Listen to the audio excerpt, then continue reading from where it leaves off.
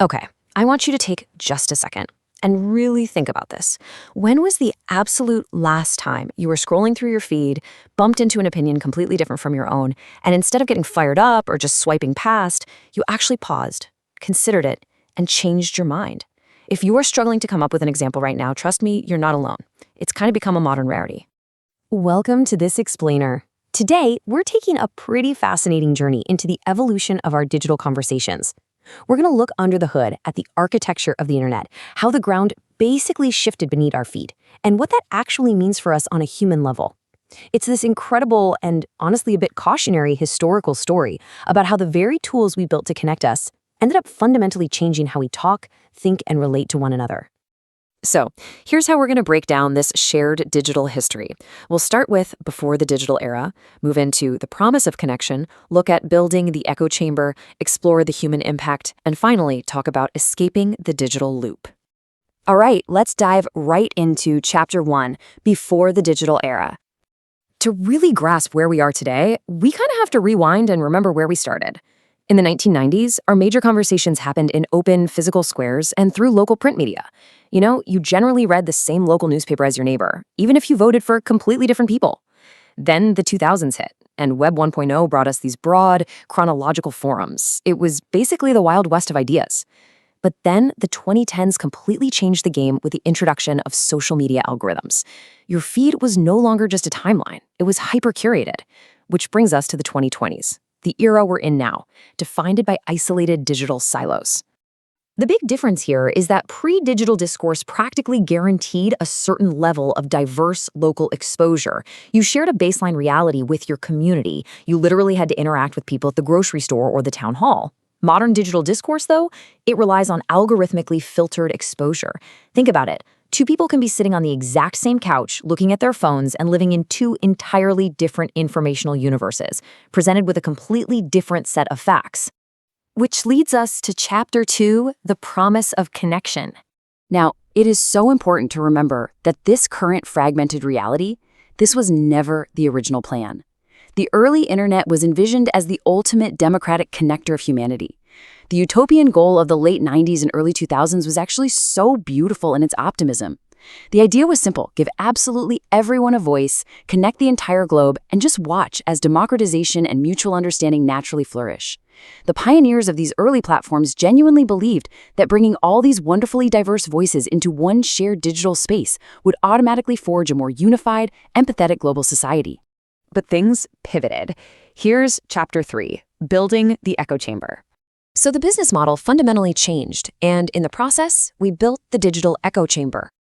Simply put, this is a closed environment where user only ever encounters information or opinions that reflect and reinforce their own existing beliefs.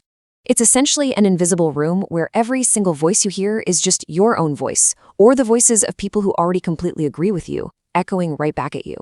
To understand exactly how these chambers get built, we have to look at the underlying mechanics. Tech platforms have two massive overriding system goals: maximize user engagement and maximize ad revenue.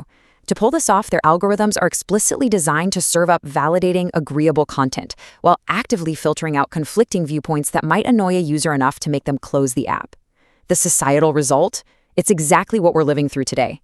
We see incredibly high retention rates for the tech companies, but deep ideological isolation and polarization for us, the actual users. And honestly, the algorithm is designed this way because it's hacking our core human psychology. Let's break it down.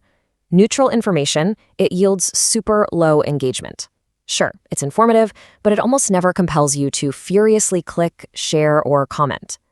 Agreeing opinions give you medium engagement, but emotionally charged, confirming content, the stuff that screams you are absolutely right and the other side is literally ruining the world, that drives sky-high engagement. The whole system is entirely economically incentivized to just keep feeding the echo. Now, let's talk about what this actually does to us in Chapter 4, The Human Impact. Because right beneath the cold algorithms and the engagement metrics, there is a profound, deeply personal psychological toll. Just think about this quote for a second. We are more technically connected than ever before, yet we have never felt more isolated in our own personalized realities. This is the tragic paradox of our modern age. We literally carry the sum of all human knowledge and billions of human voices right in our pockets, yet the invisible walls of our digital silos leave so many of us feeling completely alone, surrounded by nothing but a distorted reflection of our own anxieties. And the sheer scale of this emotional toll is staggering. A massive 64% of people report feeling anxious or isolated as a direct result of their digital environments. Over 6 in 10 people. These aren't just abstract data points on a spreadsheet. We're talking about our neighbors, our closest friends, our family members. The very architecture of our online world is actively generating real-world distress. Living inside one of these echo chambers creates this constant, almost addictive need for ideological validation. And worse, it leads to a measurable loss of digital empathy. I mean, you've seen it. It becomes incredibly easy to dehumanize someone when they're just a tiny, pixelated avatar outside your silo. Suddenly, a totally trivial disagreement about a local news story escalates into a vicious personal attack. Plus, this isolation drastically distorts our perception of real-world risks, making the world seem way more dangerous and divided than it actually is. And perhaps most tragically of all, it strains our offline interpersonal relationships. Those intense, toxic arguments cultivated online begin to bleed straight into our living rooms and family dinner tables. But it's not all doom and gloom. Let's look at Chapter 5, Escaping the Digital Loop. So how do we actually navigate this? How do we fix it? Well, there are incredibly practical, actionable steps you can take today to break out of your algorithmically generated silo. Step 1, audit your feed. Take a really hard look at who you follow. Is it exclusively people who just parrot your own thoughts back to you? Step 2, actively seek out and follow opposing measured viewpoints. You definitely do not have to agree with them, but you do need to understand them. You've got to reintroduce just a little bit of friction back into your intellectual life. And step 3, re-engage in uncurated offline community spaces. Get back out into the physical public square where you actually have to look a human being in the eye and navigate a shared, messy reality. The architecture of the internet undeniably changed, yes, but we still control how we choose to live inside it. We aren't just passive data points to be mined for ad revenue. We have personal agency.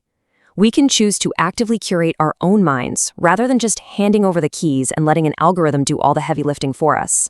So the very next time you unlock your phone, I want you to ask yourself, are you actively shaping your digital world, or are you just letting the echo chamber shape you?